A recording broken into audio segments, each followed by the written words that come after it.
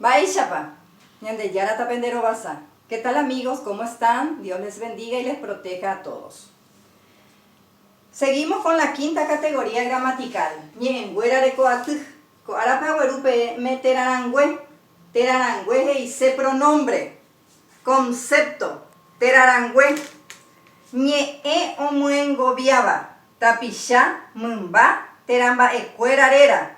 Pronombre es la palabra que sustituye al nombre de la persona, el animal o la cosa.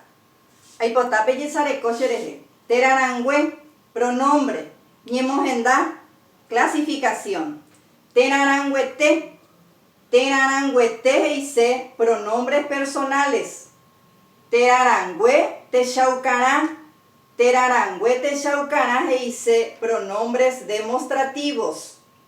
Terarangüemba eva, terarangüemba eva y se, pronombres posesivos. Terarangüe cuaunba, terarangüe cuaunba y se, pronombres indefinidos. Techapuna, ejemplo. PJ. PE, ustedes se van a ir. Dentro de los pronombres personales en guaraní, que luego vamos a desarrollar, pero les voy a decir. En castellano decimos yo, tú, él, nosotros, vosotros, ellos.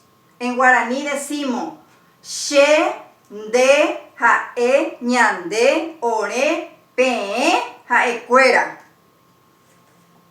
Pronombres demostrativos. Coba o ñe porá. Coba significa este o esta. Esta habla bien. Sustituye al nombre. Puedo poner acá María o ñe porá. Pero usando los pronombres demostrativos, entonces acá se sustituye. Coba. Y siempre tiene la terminación va. Pronombres posesivos. Pe caballu shembae. Se utiliza bae. Pe caballo shembae. Ese caballo es mío. Posesión bae. Pronombres indefinidos. Opavabe o quininita.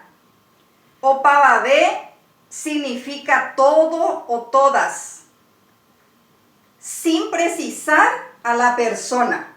Opavabe. De ahí su nombre, pronombre indefinido. Peisha agüeru PM terarangüe pronombre hañemojenda. Ñaguaje ame combo epuj.